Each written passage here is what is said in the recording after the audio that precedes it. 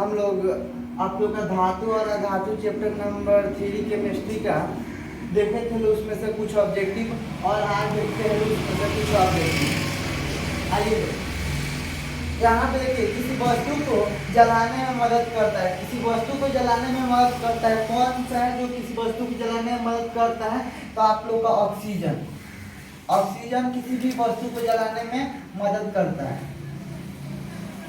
ठीक है, ऑक्सीजन किसी वस्तु को जलाने में क्या करता है? मदद करता है। ऑक्सीजन के बिना किसी वस्तु कोई पदार्थ ज्वलनशील नहीं होता है, अगर ऑक्सीजन उसमें मेन भूमिका नहीं निभाए तो। देखिए नेक्स्ट, धातुएं ऑक्सीजन के साथ अभिक्रिया करके बनाती है।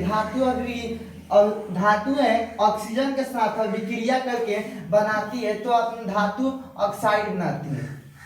ये धातु ऑक्सीजन के साथ अभिक्रिया करके बनाते तो धातु का ऑक्साइड बनता है। धातु के ऑक्साइड, धातु अपना ऑक्साइड बनाती है। धातु अम्ल के साथ अभिक्रिया करके क्या बनाता है? धातु के ऑक्साइड। या धातु ऑक्सीजन के साथ अभिक्रिया करके बनाता है धातु के ऑक्साइड। यहाँ कर रहे हैं कि सोडियम पोटेशियम को किसमें से सुरक्षित रखा जाता है? देखिए, ये सोडियम और पोटेशियम ये ऑक्सीजन से बहुत तीव्रता से रिएक्शन करते हैं, बहुत फास्ट रिएक्शन करते हैं। तो इसको सुरक्षित रखने के लिए हमेशा केरोसिन तेल का उपयोग किया जाता है। केरोसिन तेल में इसको डुबो कर रखा जाता है जिससे सुरक्षित रहे और ऑक्सीजन से अभिक्रिया न कर पाए। तो सोडियम और पोटेशियम कि किसमें सुरक्षित रखा जाता है? तो आप लोग का केरोसिन तेल, जिसको हम लोग बोलते हैं मिट्टी का तेल, वही केरोसिन तेल।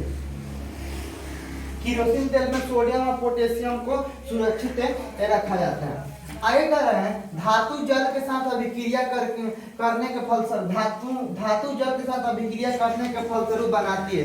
तो इस अवस्था में भी बनाती है। धातु अपना ऑक्साइड बनाती है, लेकिन एक फर्क होता है, यहाँ पर धातु ऑक्सीजन से अभिक्रिया करके सिर्फ धातु का ऑक्साइड बनता है, जबकि यहाँ पर धातु अभिक्रिया करके धातु का ऑक्साइड बनता है तथा हाइड्रोजन गैस से बाहर निकलता है।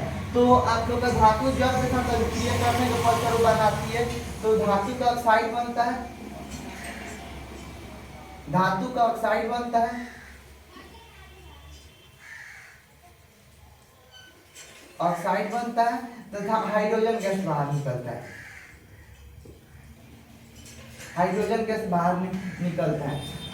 यहाँ पर हम लोग इसका देख लेते हैं, एग्जाम्पल एक देख लेते हैं कि धातु ऑक्सीजन के साथ अभिक्रिया करके बनाती है। सेकंड नंबर में थोड़ा बैक चलिएगा तो वहाँ पर एक अभिक्रिया के द्वारा भी हम लोग देख सकते हैं कि मान लीजिए कॉपर एक धातु है, मानना क्या है, कॉपर धातु है। कॉपर धातु है, आप लोग का ऑक्सीजन से अभिक्रिया करेगा तो कॉपर ऑक्साइड बनाएगा, कॉपर ऑक्साइड बनाएगा। तो यहाँ पर कॉपर तो ये आप लोग का संतुलित है, तो यहाँ पर बनता है कॉपर का ऑक्साइड बनता है। जबकि यहाँ पर देखिए सोडियम यहाँ पर धातु जल के साथ अभिक्रिया करने का फलस्वरूप बनाती है।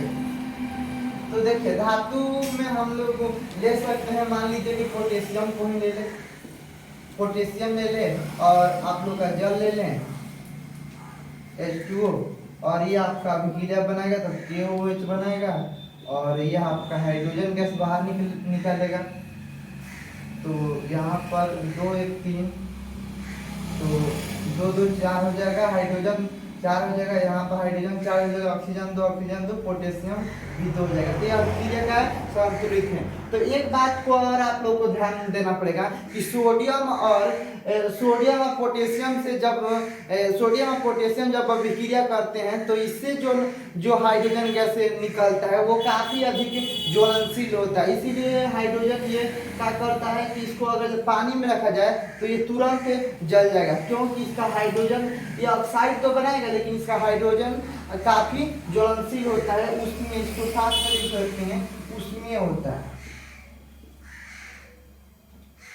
ऊष्मा उत्पन्न करता है, काफी मात्रा में उत्पन्न करता है। तो ये आप लोग का बहुत फास्ट अभिक्रिया करता है। देखिए यहाँ पर आगे कह रहे हैं धातु अम्ल से अभिक्रिया करके बनाता है, धातु अम्ल से अभिक्रिया करके बनाता है।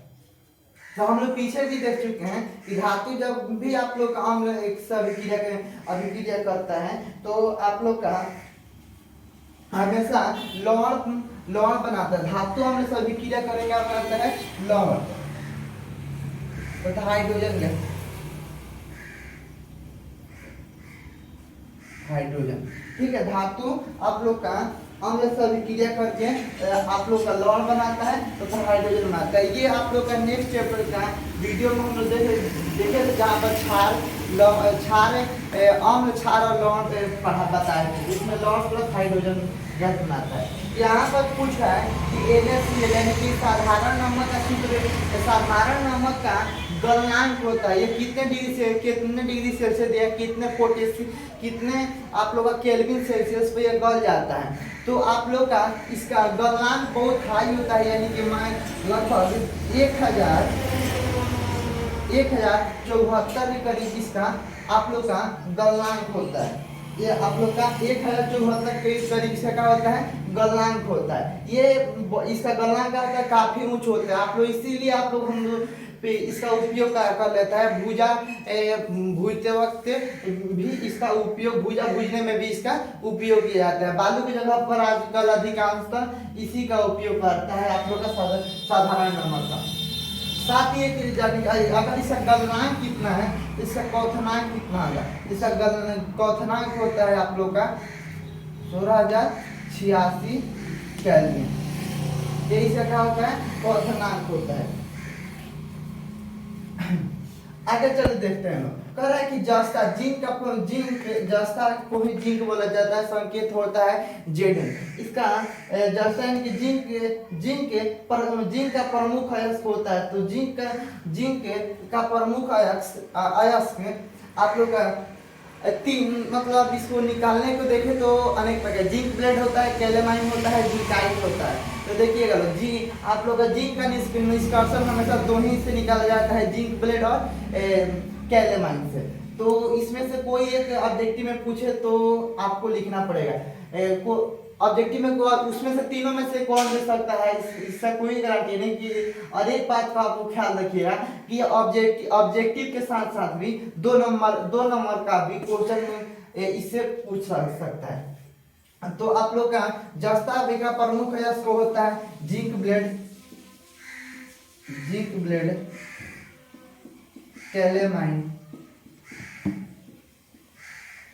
कैलेमाइन या जिंकाइट होता है।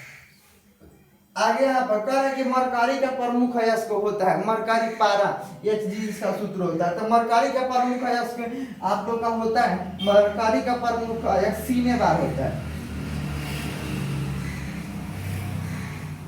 सीनेबार।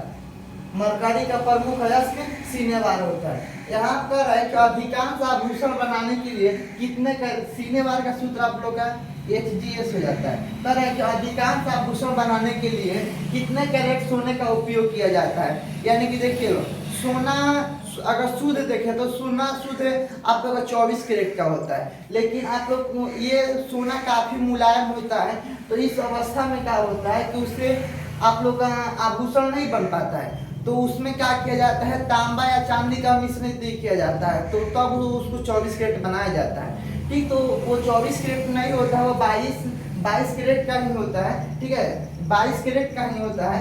ठीक है, लेकिन इसका मतलब ये निकलता है कि 22 यानी कि सोना की शुद्धता इसमें कितना है 22 कैरेट, और आप लोग का तांबा या चांदी का इसमें 2% भागीदारी होता है। आप लोग इसके साथ एक और भी बात को ध्यान में रखिएगा लोग, इसको आप स्क्रीनशॉट ले सकते हैं लोग। आइए यहाँ पर पूछता है कि आप लोग का एल्युमिनियम का मुख्य अयस्क क्या होता है। यानी कि आप लोग ये अयस्क याद रखिएगा लोग, किसी भी चीज का अयस्क पूछ रहा है कि किससे इसको अधिकांश मात्रा में इससे निकाला जाता है। तो इस बात का हमेशा एक साथ ही इस बात को ध्यान रखिएगा लोग कि सभी खनिज अयस्क होते हैं, सभी खनिज अयस्क होते हैं, लेकिन सभी अयस्क खनिज नहीं होते हैं। तो साथ ही इसको चलते हैं लोग कि एल्युमिनियम, यानी कि इसको याद रखिए कि एल्युमिनियम का मुख्य अयस्क क्या होता है। तो एल्युमिनियम का मुख्य अयस्क होता है बॉक्साइड।